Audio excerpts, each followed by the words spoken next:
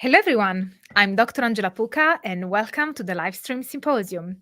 I'm a PhD and religious studies scholar, and this is your online resource for the academic study of magic, esotericism, paganism, shamanism, and today, atheistic and skeptical witchcraft. Before we dive into the conversation with our special guest that I will be introducing shortly, I'd just like to remind you that this project is crowdfunded and can only exist thanks to your support. So I would really appreciate any kind of help that you can give to support the channel. And there's a Patreon that you can join. We have an amazing community with monthly lectures and all sorts of stuff. One-off PayPal donations, and you can join membership or super chat questions during this live stream. Everything really helps to support the project. So thank you very much. And now let's invite in our special guest. Hello, Sarah. Hi. How are you today? I'm doing well. How about you? I'm okay. I just had, speaking of Patreon, I just had one of the lectures that I have monthly with my Magus and upper tiers level patrons, and it was on theosophy and Eastern thought. So it was really fun. I'm really proud of my community, so I'm in a good mood now. Oh, And we fantastic. were also talking by the end of our discussion. We were talking about atheistic witchcraft, and I think that people have very strong feelings about it. So I'm really glad that you accepted to come in and talk about it.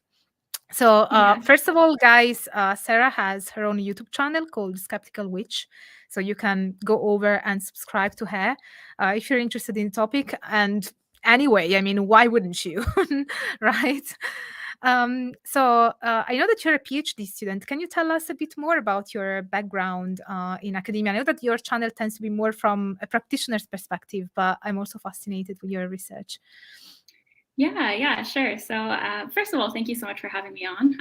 I've been very influenced and inspired by your work, especially kind of Oh, thank breaking you. down that barrier and trying to make academic content a little more accessible. So yeah, thank you so much. It's great to be here. And so I am a PhD student right now, almost a PhD candidate, very close to that. I am going to start Good luck fieldwork. with the upgrade. Do they call it upgrade over there as well? No, we just call it candidacy, kind of. Okay. You have to pass candidacy exams and submit a We proposal. in the UK it's called upgrade, but you're still you still qualify as a PhD candidate afterwards, but they call it upgrade and the kind of the process to go through. Cool. I like that terminology, upgrade. Like leveling up. Yes. Level up from PhD student to PhD candidate. Yeah. Until you're just PhD. Yeah. Yeah, exactly. So my PhD research, I haven't started fieldwork yet. That's probably going to start in the new year. I'm planning to do ethnographic fieldwork, both online and in person. And my research is going to be focused on what are called reverential naturalists in a very general kind of broad term. So these are people who maintain a materialist worldview. They're often atheists or non-theistic, and yet they also have spiritual kind of orientation, so especially towards nature. So they have a kind of wonder and awe sense about nature and a kind of reverence for it. And this includes a lot of atheistic pagans and witches as well. So that's going to be a central component of that. And I'm really interested in looking at the different ways that science and religion and environmentalism are brought into conversation with one another, and the various kind of, tensions and conflicts there, as well as connections between these things, and how this kind of liminal space between religion and non-religion is being kind of increasingly opened up within contemporary society. And we're seeing kind of more combinations of those kind of attitudes, and how maybe thinking about the divide between what we think of as religious and secular isn't so distinct. It's very kind of blurry in the contemporary world. So that's kind of what I'm interested in. There's been a lot of research done previously on neo-paganism and its relationship to environmentalism and eco-paganism, and this idea that there's often an affinity with nature because of a kind of felt kinship for nature, and often that comes from like a very animistic kind of perspective, or a sense that there are like spirits in nature and kind of having these connections with spirits. So I'm interested in looking at like how people connect with nature from like an atheist kind of perspective, and without that necessarily kind of like spiritual or divine transcendent kind of element about nature. And yeah, so yeah, that's kind of the gist of what my research is going to look like. That's really exciting. It's really fascinating. And so, yeah, and now I'm interested in how you would define atheistic. Well, yeah, how you would define atheism to begin with, because different people will define it differently. Yeah, for sure. So I'm kind of looking at atheism as in the most broad way possible, really. So I'm looking at just kind of like non-theism generally, people who just don't believe in like a personal God, basically, or personal deities. So people who would not consider themselves to be polytheistic necessarily, although I would include kind of what may be called like soft polytheists in this, as a lot of like atheist witches are kind of soft polytheists, and they do work with gods and goddesses, but in a very like metaphorical kind of way, and not necessarily seeing them as kind of real divine beings, you know. So yeah, it just like people who don't believe in personal gods. A lot of like atheist pagans and witches also don't necessarily believe in like energies or like spiritual forces, or kind of the things that might typically be seen as kind of contributing to like magic and things like that. So often they have like very kind of grounded, materialistic, science-based kind of perspectives, but not always. So I'm kind of, I do want to like take the most broad approach possible here, because it is like a fairly small community still. So getting like as many different perspectives as I can in this research is going to be, I think, the best way to go. So if atheism is not believing in a personal God or in hard polytheism, but it includes soft polytheism, does it also include animism?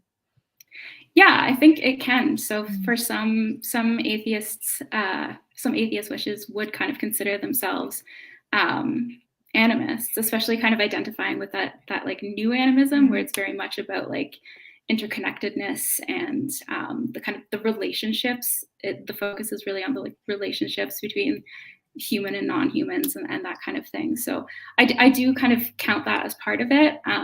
Although I think most like atheist pagans and witches are maybe more like metaphorical animists, I guess, if you could call it that. So not necessarily thinking that like other non-human beings or plants or rocks or rivers have souls necessarily, but kind of seeing them as being their own entities and just like worthy of respect. And why would somebody be an atheistic witch as opposed to, I mean, I guess the question is also, why would somebody that is an atheist would want to engage with witchcraft? Because if you don't believe in a metaphysical world in its own right, what's the appeal of witchcraft? Right. I think there are a lot of different answers to that question, and I feel like different atheist witches will have different like responses for that. But I think a few of the reasons are a lot of like atheist witches and pagans are people who are coming out of religious backgrounds. So a lot of them have come out of like very strict kind of dogmatic Christian backgrounds. And I think that we see that with like neo-pagans in general as well. Like a lot of them are kind of coming from these different religious traditions that are a little bit more like rigid kind of in a sense. And they kind of find more openness and kind of a more welcoming community and just more like freedom in their practice in neo-paganism in general. And I think that there's even more kind of freedom within this kind of atheistic approach to it. So a lot of atheist witches, I think, are coming to this kind of witchcraft because they've found that like more traditional witchcraft is maybe more restrictive in certain ways. Like there's certain ways of doing it, and kind of they find that they're kind of being told that there's a right way of doing things and a wrong way of doing things. But within the kind of the atheist context, because there isn't that necessarily like divine element to it, or like like there isn't a divine element to it really. So it's very much about kind of what works for you personally, and kind of having the freedom to work with that like in a personal sense is, I think, really important to a lot of practitioners.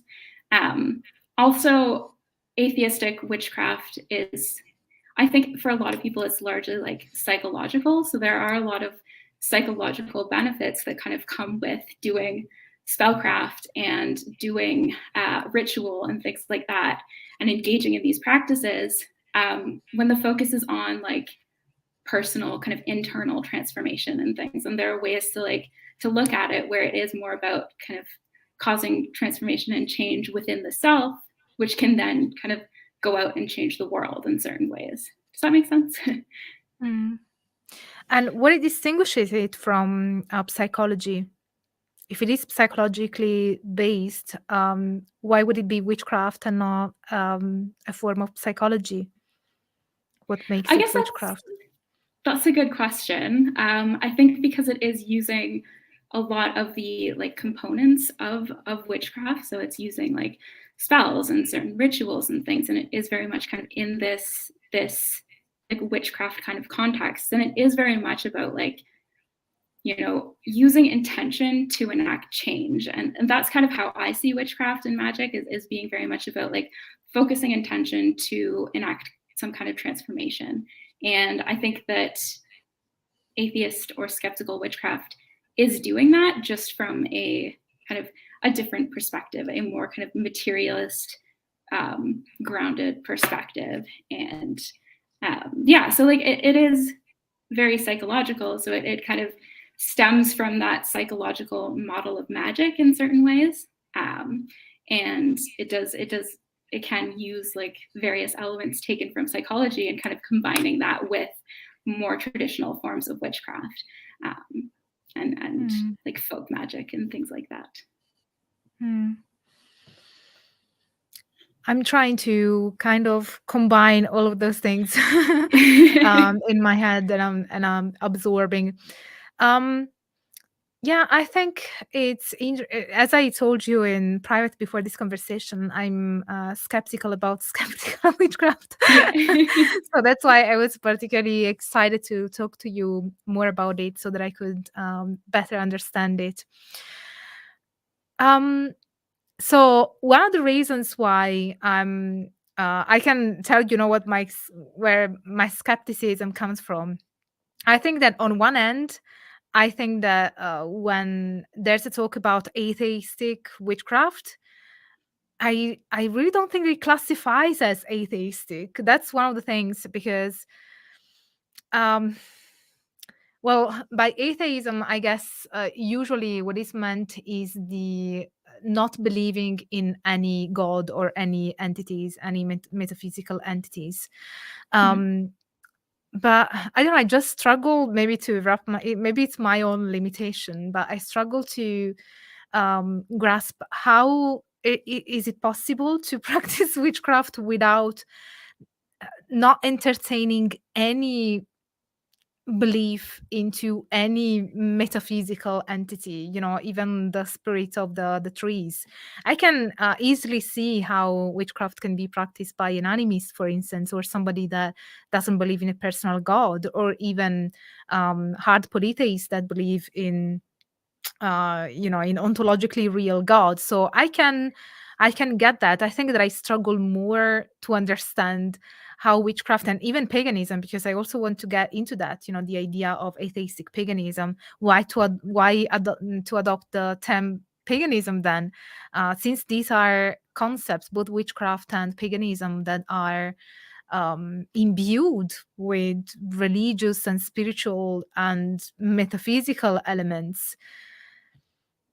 why entertain them to begin with if you're kind of a hard atheist? So on one end, my mind goes to the maybe atheism is a spectrum, and maybe there is, just like polytheism, maybe there's a soft atheism and a hard atheism. So I'm kind of trying to figure these things out as I talk with you. So I was just kind of giving you kind of a view into what was going on in my mind.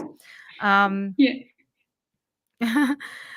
So, for instance, and as for paganism, how would atheistic paganism work? Because so when it comes to witchcraft, atheistic witchcraft or skeptical witchcraft would be about bringing about change in your life by leveraging on mainly psychological elements and kind of, I think that somebody in the chat said placebo magic. So kind of leveraging on those psychological elements so that you can affect change in yourself and as a consequence in your life. So I'm guessing that from that point of view, atheistic witchcraft doesn't really entertain the possibility of altering one's reality outside of your own physical agency. So, for instance, in witchcraft, usually you would have even spells that would affect whether something happens to somebody else at a distance, for instance, healing or other types of magic. So, are those types of practices excluded in atheistic witchcraft?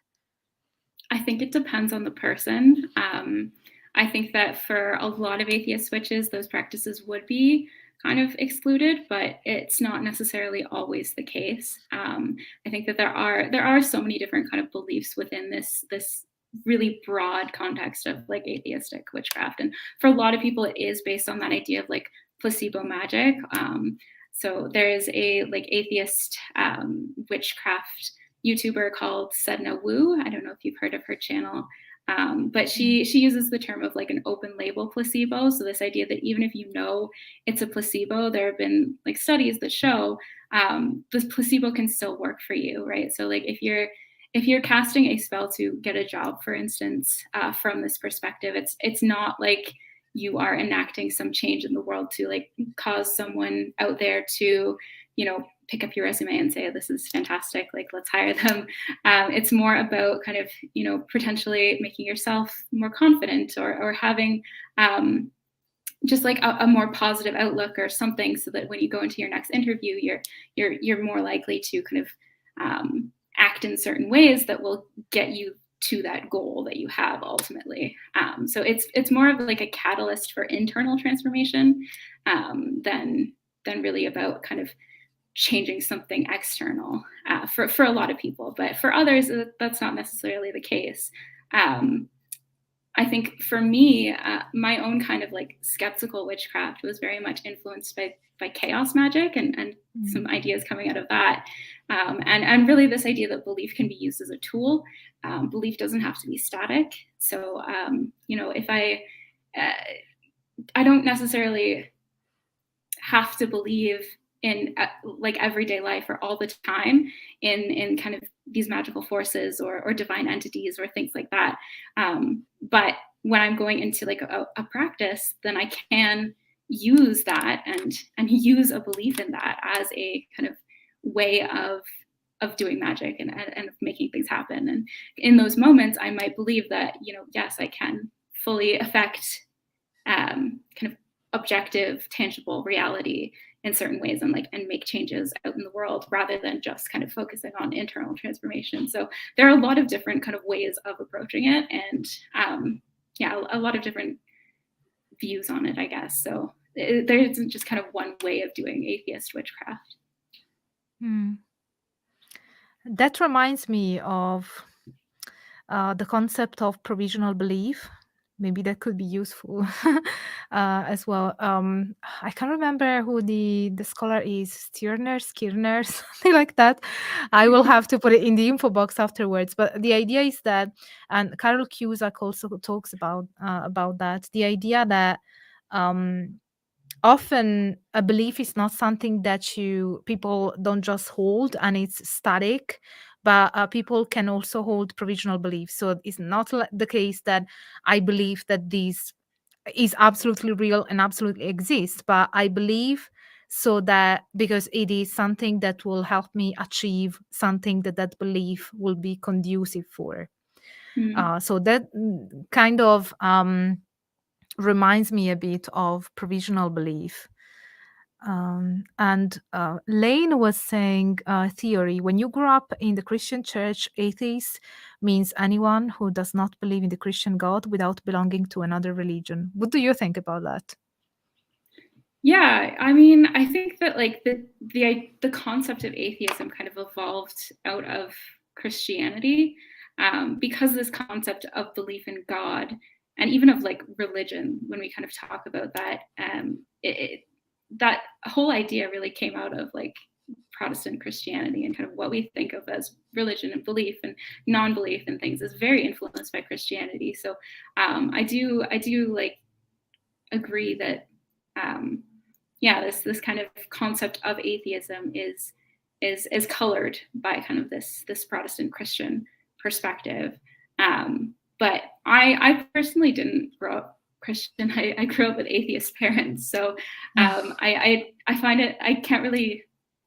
It's difficult for me personally to kind of relate to that and kind of know those experiences. But I am very interested in learning from people who have had kind of experiences growing up in like Christian contexts and then becoming atheist because of that, or moving out of that.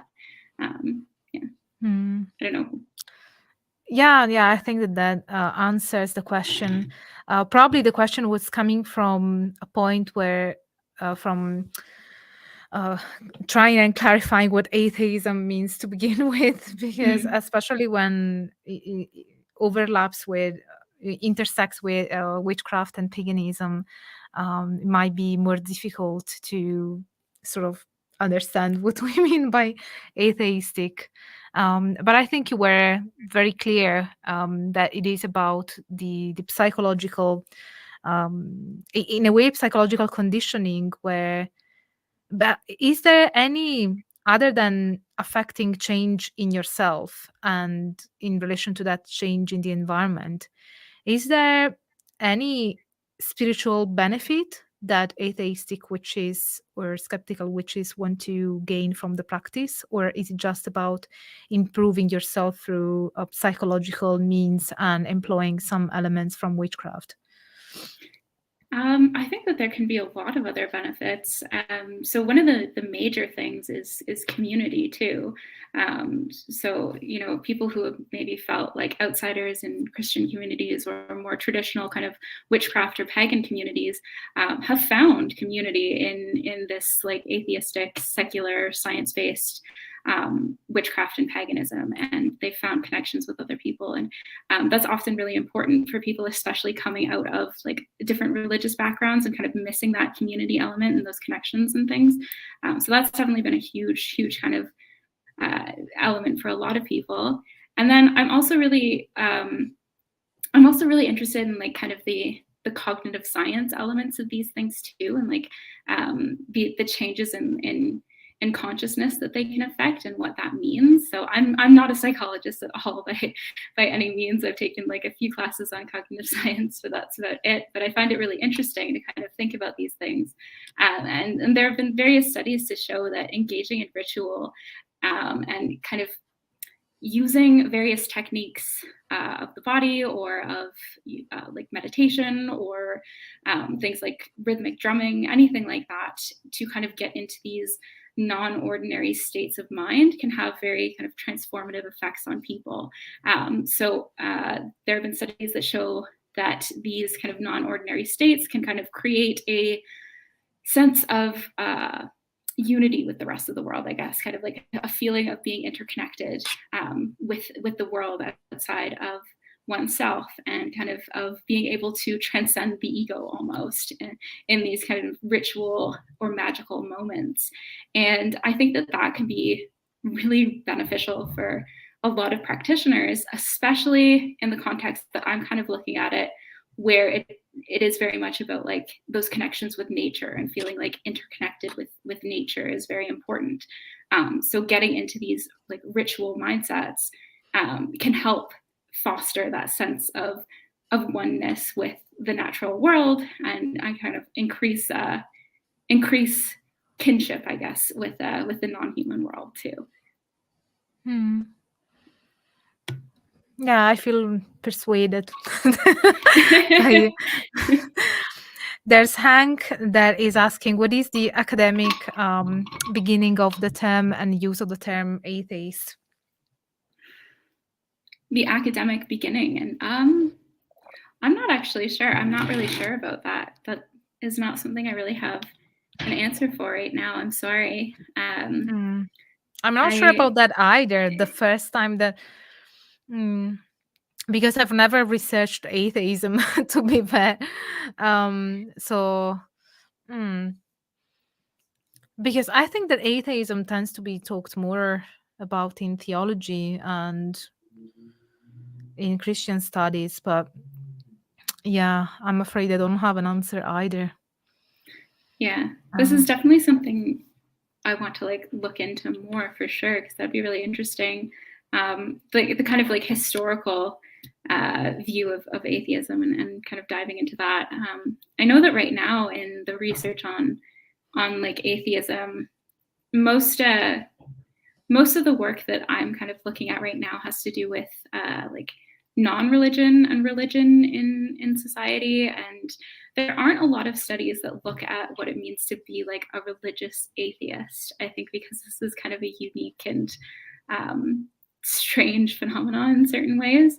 That's why you're doing a PhD on it. Yeah, exactly. There isn't a lot out there right now on what it means to be a religious atheist. So yeah, I'm familiar with the nuns. In fact, that has become quite popular for a couple of years. Obviously, I know more what happens in Europe when it comes to that. But in the UK, for instance, there are quite a few scholars that talk about so-called nuns, which are the non-religions. They shortened with that, so it's not the nuns in the monastery. It's these people that identify as non-religious when they have to tick the box of what kind of religion do you follow. And it turns out that non-religious people are actually very religious. So yeah, I think it's interesting to have a study on atheism. In Italy, there is a national association, a national atheistic association for atheistic and skeptics, I guess we can translate it as. But that tends to be more about, it tends to focus more on allowing people to have rights that they have lost because of the Catholic hegemony in the country. So, for instance, when you're born in Italy, you are basically baptized automatically when you are 2-3 months old. And in the past, there wasn't a chance to exit the Catholic Church. So somebody just decided for you that you were going to be in the registers, in the official registers as a Catholic forever and ever. And as a consequence, you would have to have a Catholic funeral, for instance, if you died and you didn't want to. So they basically had a fight so that it was possible for the Italian law to include the possibility of exiting the Catholic Church, which means that you get excommunicated, but you can ask for your name to be removed from the registers of Catholics. So this is just an example that comes to mind. But when you think about atheists, the atheists that I know, they don't engage with any religion at all, not even religious things or religious practices. So I think that it is perhaps unique, an atheistic approach to something that would be otherwise considered religious. So it's more like, to me, it seems like more like an atheistic angle to experience a religious practice. I don't know. Yeah. Probably thinking out loud.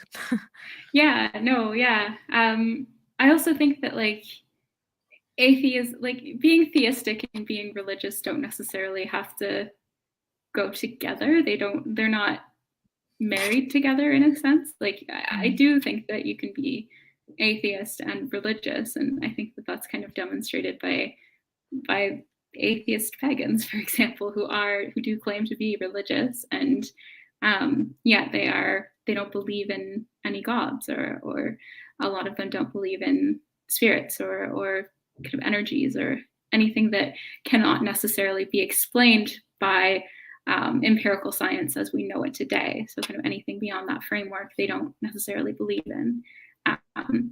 Also, reverential naturalism is kind of, it is generally atheistic. And within that, there's various groups of religious naturalists who also, claim to be religious and follow certain religious ethics and tenets, and they have certain ways of living and doing religion that just don't involve personal deities necessarily, and it's more about worshiping the natural world. I think I find it interesting, this idea that you can be religious but being an atheist. And so how do you define religion then? That's a good question. Yeah. That's religious studies scholars still fight over it. Yeah. Yeah. To this minute. Yeah. I don't know if you have comprehensive exams in Italy for kind of moving to your upgrade, or I did my PhD in England, and yes, but even in Italy, yes, there is kind of a formal examination process that you have to go through to do the upgrade. So do you feel like you're in one now? No. This is, I hope not. much more relaxed. No, I was just going to say that question of like, what is religion and how do you define religion is basically always a question on our comprehensive exams here in religious studies, and kind of just thinking about like what that actually means. And for me, religion, I think that it doesn't have to be defined necessarily by the supernatural or anything to do with gods. I think it's more just about what people do in a way that kind of connects with something beyond themselves. So I don't know. It's a very like broad kind of way of thinking about religion. Durkheim reminds me of Durkheim. Yeah, kind of. And his perspective of religion. So it's more about the social aspect. I think it can be for a lot of people. It is about the social aspects and building that community, but I think that it can also be about, I guess, internal transformation and knowing the self as well. So it can be very kind of internal as well. I don't know. I think that defining religion is impossible without kind of specific contexts necessarily. I think that it has to be context specific, and this is something that I'm thinking about a lot for how I'm going to define religion within the context of my dissertation, and especially how I'm going to define it in relation to like spirituality and magic and witchcraft, and how all of these things are related and can be very entangled, but are unique in their own way. And I also think it really depends on how practitioners themselves define these things, right? So a lot of people within kind of atheistic witchcraft might define themselves as spiritual but not religious. That's kind of often a term that's used. And kind of seeing what they mean by that division, I think, is important as well, because religion we often associate with like institutions and dogma maybe, or particular like creeds and teachings and things. And you can practice religion, I think, or spirituality in ways that don't necessarily have those connections. I don't know. Hopefully that makes sense. This is still kind of something that's difficult for me to. Yeah.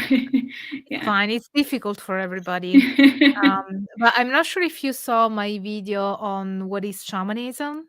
But maybe that could give you, hopefully, I don't know, it could give you some ideas, because I talk about my methodology for defining shamanism that has the same kind of complexities. So I don't know, that might be useful if you're interested. That's why, for instance, I use discourse analysis, and a lot of people who study paganism and contemporary religious and spiritual practices use discourse analysis, the Foucauldian methodology, because when you have practices that are not, and you have a religious phenomenon that is not neat and tidy and is not structured and doesn't have a central dogma, but it is still a thing, it is still a religious actor. How do you define it?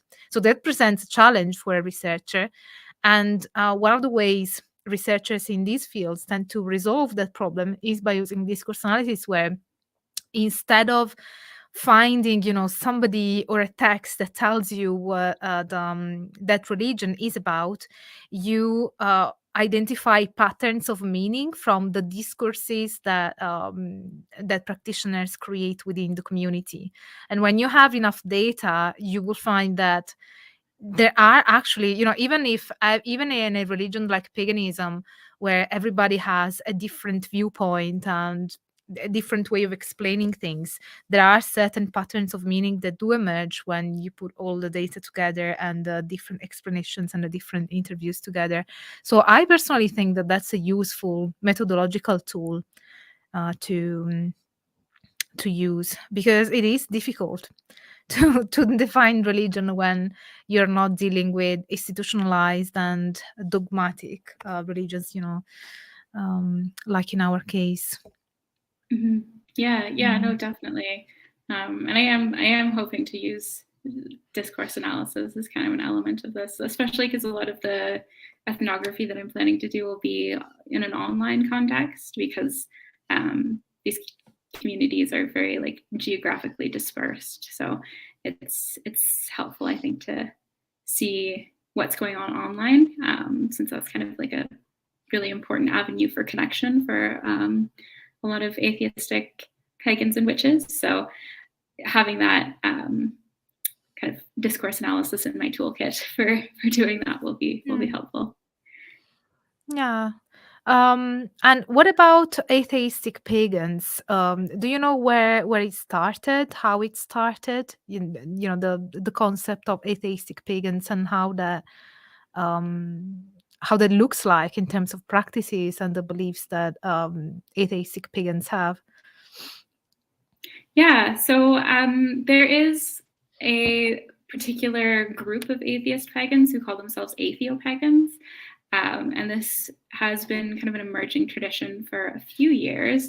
I don't know if it was like the first kind of instance of atheist pagans. I think that this is probably a much like older phenomena, but it's just not, it hasn't been talked about very much until now, or very recently. So yeah, atheopaganism was started by Mark Green, and he wrote a book on it. He has like a blog on atheopaganism and a Facebook group as well, with a lot of members, and people are continually joining. It's continually growing.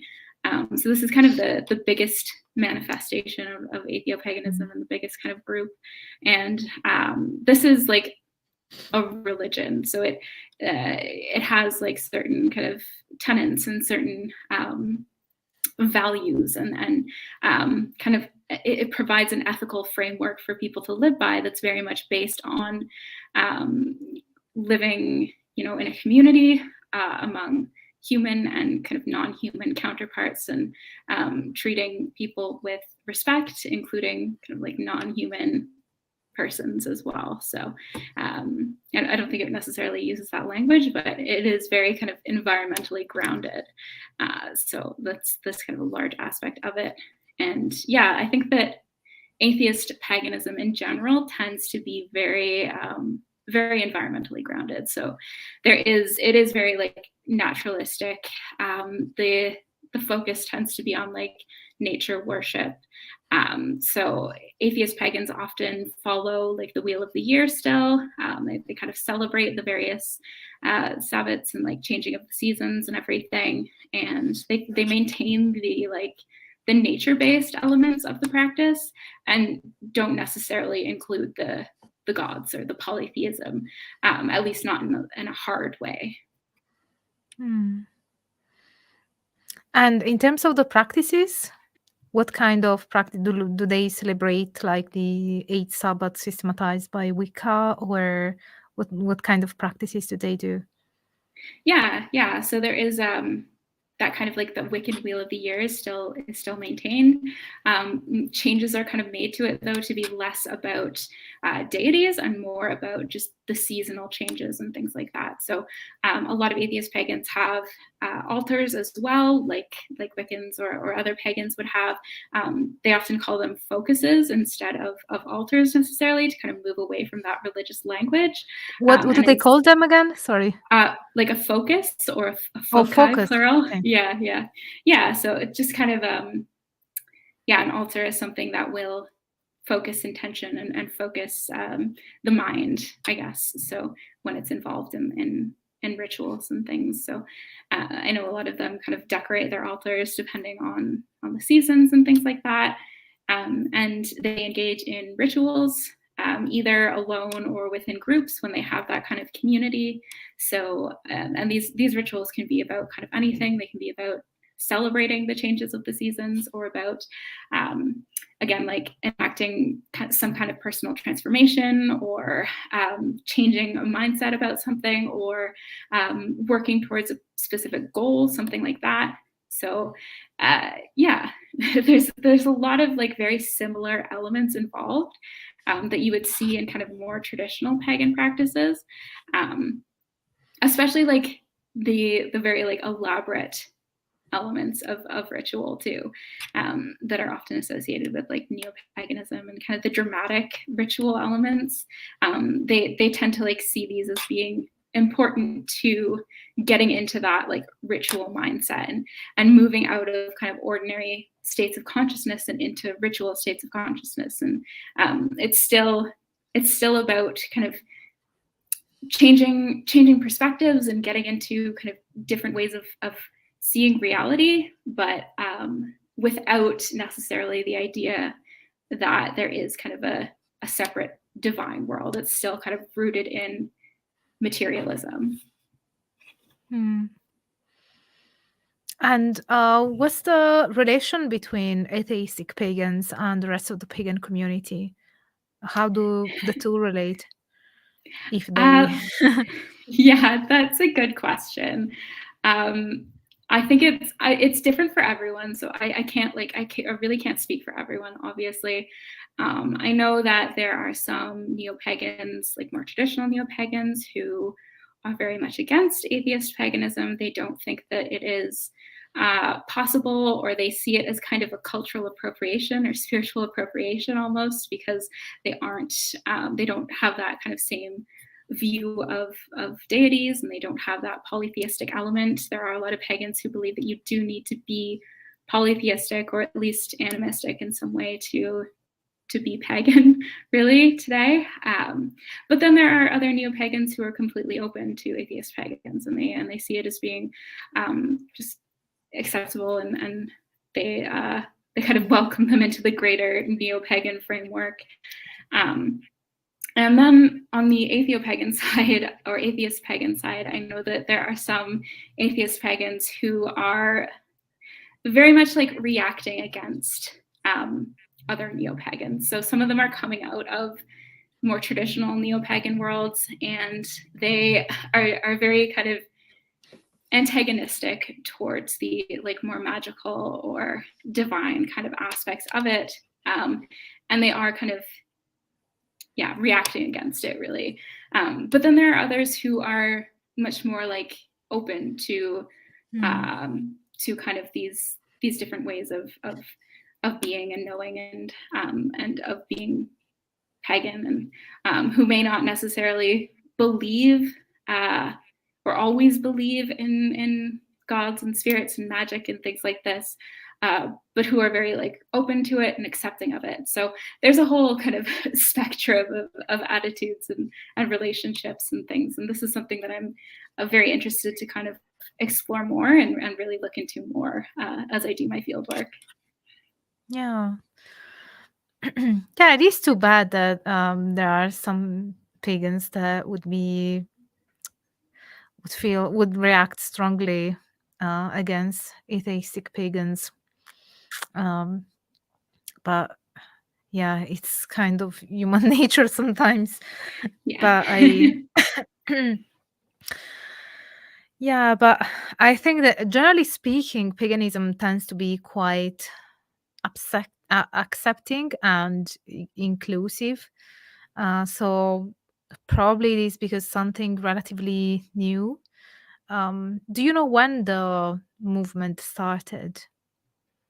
I would say like How recent is it? it's hard to kind of pinpoint it exactly. I think that Mark Green's like book on atheopaganism, the kind of I have it here, the foundational kind of atheopaganism text came out in 2019, so that's fairly recent. I think he's had his blog for a few years longer than that, and yeah, it's kind of been something that's been discussed a little bit for a few years, but it's only within the past like maybe 3 or 4 years that I would say it's kind of become more popular and more people are kind of talking about it and learning about it and seeing that it's something emerging. But I'm also not entirely sure about that. I don't know if there are any atheopagans in the chat here who maybe know more about it and know maybe more exactly when it started. But that's kind of from what I'm aware of. That's kind of when I think it kind of emerged. And how come did you choose the term skeptical for yourself, since your your nickname is the Skeptical Witch? Right, yeah. I think, well, it partially has to do with the fact that I don't consider myself an atheist necessarily. I don't really identify with the label of atheist. So it was more about like, I guess, just wanting a term to kind of define myself that had to do with questioning belief, I suppose, and kind of questioning, how things are sometimes just like taken for granted, and thinking about being skeptical not only of like magical perspectives or like religious perspectives, but also I think it's really important to be skeptical of like taken for granted like scientific perspectives or perspectives kind of rooted in materialism and things. And I think for me it's really just about questioning biases that we may have, or questioning preconceived beliefs and notions and things like that. So that's kind of why I chose it. And yeah, I guess like, yeah. And I'm guessing it's also about skepticism, the concept, Yeah. the idea of skepticism. So you would identify more as skeptical, not as an atheist. Yeah. So I think that, I'm skeptical about certain things to do with kind of more traditional forms of witchcraft and neo-paganism. So that's why I chose that. But also, I do identify more as like a potentially like a naturalistic kind of pantheist rather than like an atheist. So I didn't want to use like the atheist kind of term. I was thinking about a question, but maybe I realized that it's a biased question. Because I was thinking, do you think that atheistic witchcraft may be more limited compared to other forms of witchcraft that are, I cannot say more religious, because we said that atheism and religious don't necessarily go together, but that employ more spiritual elements and deities? But I acknowledge that it could be a biased question. Yeah, I think that's an interesting question, though. I don't know if it necessarily has to be more limiting, especially if you approach it from kind of the perspective of thinking about it's the experiences that matter more so than the explanations. So I did my field work for my master's of social anthropology among like pagan witches and practitioners in Scotland who were non-atheist and who were very much kind of in the magical kind of world and involved with that. And I joined certain rituals and had certain experiences in the field while doing these things that were like very impactful and transformative and that were like non-ordinary kind of experiences, I guess you could say. And just because I didn't necessarily interpret them in a magical kind of framework when I came out of those experiences doesn't mean that I didn't have those experiences, right? Does that make sense? So even though I can come out of those experiences and kind of rationalize them, as I think a lot of people do, I don't think that necessarily takes away from having those experiences themselves and kind of what was felt in the moment. And, you know, we all rationalize our experiences in certain ways, and we all have certain kind of frameworks of knowledge that we use to interpret reality and what happens to us. And I think that like whatever frameworks we're using, we are still able to have those experiences, I suppose, if we're open to them. And I think that's the thing. A lot of kind of atheist practitioners may be less open to actually having these experiences and maybe kind of stuck in that more intellectual kind of linear rational thinking kind of mindset and less willing to maybe open up to having these kind of transformative experiences, but not everyone. So I think that it really depends on kind of how you're approaching it and if you're kind of open to non-ordinary experiences, I suppose. Does that kind of make sense? Yeah, it does. And I was thinking that it's not limiting in terms of what you experience passively. I mean, when there is a ritual and you are attending, but what about the active magic, the active witchcraft that you can do? Because there are many spells that would involve, for instance, the help of deities, or that they don't just have to do with your personal psychological programming. They also have to do with somebody else, completely different from you. It could be a healing spell, for instance. So by conditioning yourself, you're not healing somebody, you know what I mean? So I understand that if you're doing a spell in that way on yourself to get a job, then you are sort of psychologically influencing yourself positively so that you might get a job. You're improving your chances, I mean. But there are many spells that have very little to do with your the way you're acting in the world. They have more to do with people that are at a distance and that you may have little to no interaction with. So are those spells completely excluded? And in that sense, would it be limiting to hold that kind of view? But obviously it's kind of a bizarre question, because if you don't believe in gods and spirits, you don't believe in them, regardless of whether it's limiting or not. And maybe it's not limiting for somebody that doesn't believe in it. I guess I acknowledge the fact that it is a bit of a biased question, but I'm still curious to know what you think about it. Yeah. I mean, I totally understand what you're saying, for sure. And I do think that, like, yeah, if you're thinking of it from that perspective, then yeah, that would be a limitation and something, that maybe skeptical or atheistic witches would be missing out on. But for atheists, who don't necessarily believe that divine entities or spiritual forces can kind of have any effect on these external things, then there wasn't really much point in doing it. Yeah, that's what I said. It's a biased question, because it's like saying, if you don't believe at all in spirits and entities, it's like saying, is it limiting to not employ that non-existent unicorn in my practice? So I guess I was still coming from a point of view of, somebody that would endorse a theistic kind of witchcraft.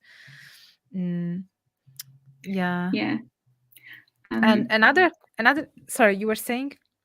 Oh, I was just going to say, kind of coming from maybe a more like chaos influence perspective, though, if you kind of take that approach to like skeptical witchcraft, where belief can be more fluid rather than static and used as kind of a tool and is seen as complex and changing in different situations, then witches who kind of take that approach, like I do sometimes, is treating these like spirits and magical entities and divine beings as if they are completely real. So being able to kind of engage in that for, at least a time, and, maybe not always kind of holding those beliefs, but being able to use those beliefs and to work with them in the moment when it is beneficial. So I don't think that it's completely kind of cut off and limited in that sense.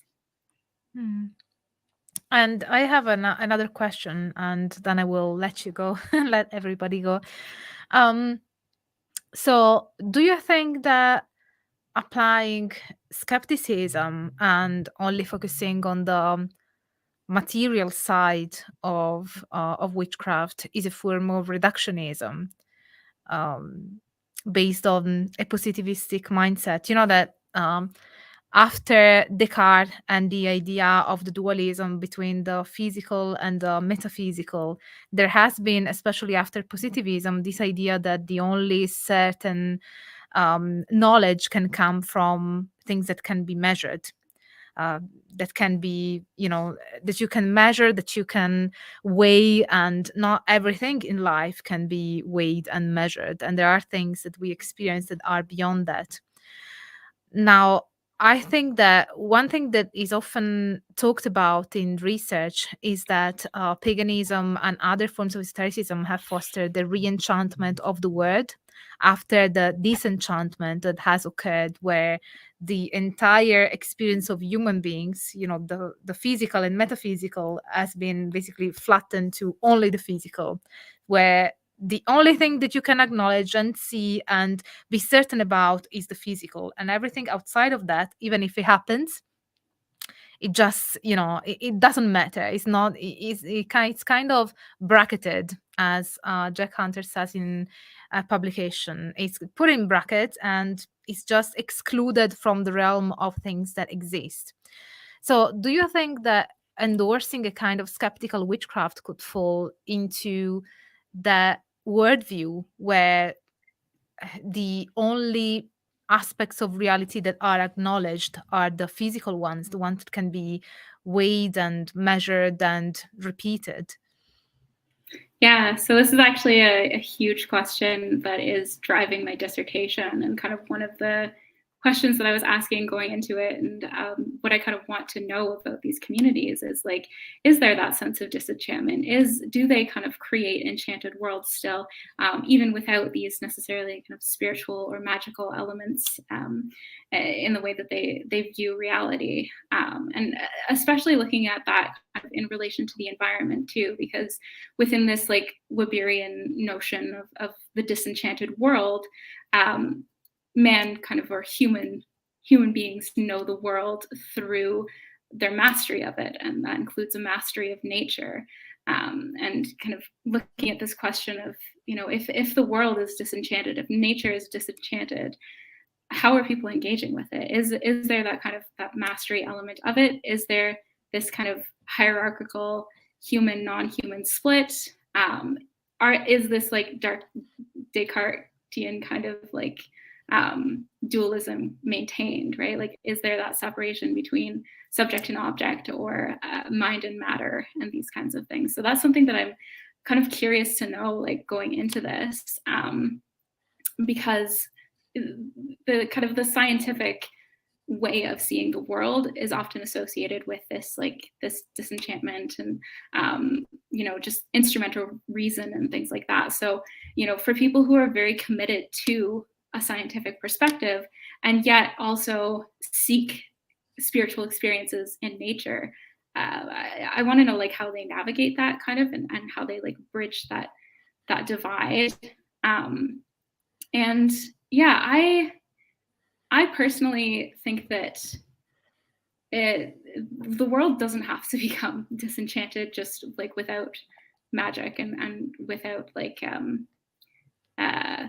even religion. So I think that, like, coming from a non-religious, more materialistic kind of perspective, the world can still have a kind of enchantment to it.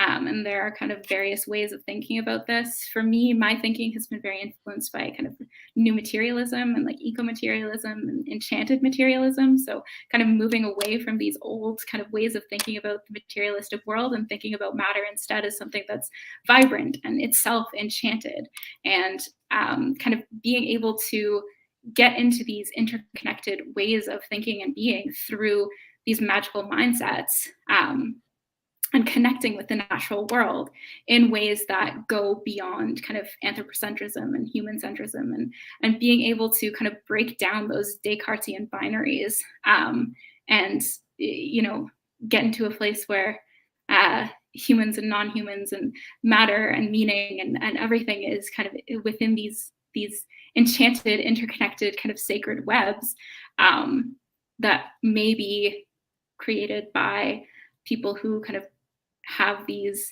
reverential kind of perspectives towards nature.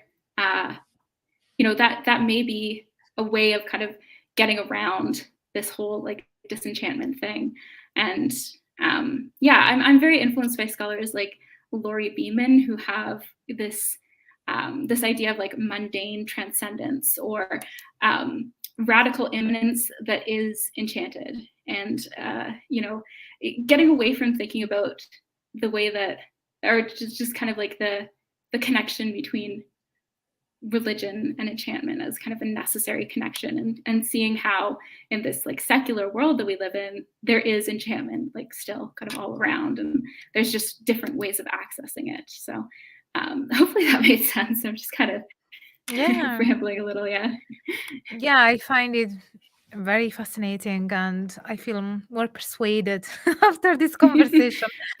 Well, more than persuaded, I would say that I understand it better, definitely. So thank you so much for being here with me and enlightening us about atheistic and skeptical witchcraft. Yeah, thank you so much for having me. Yes, absolutely. And for all of you guys, go and subscribe to her channel too. And you also have Instagram, right? Where can people find you? I think it's The Skeptical Witch on Instagram too. I think with just periods in between them. Yes. So thank you again, Sarah, for being here with me. It was really a pleasure. And for all of you guys, thank you for being in the chat and for being here with me and Sarah to participate in this conversation. If you have further questions, please leave them in the comment below. And whether you're watching this live or if you're watching it afterwards, the recorded version, please don't forget, if you liked our conversation, to smash the like button, subscribe to the channel, activate the notification bell so that you will be always notified when I upload a new video, and share the video with your friends that might be interested in it. This one and other ones, share everything. And thank you so much for being part of the symposium, and stay tuned for all the academic fun. Bye for now.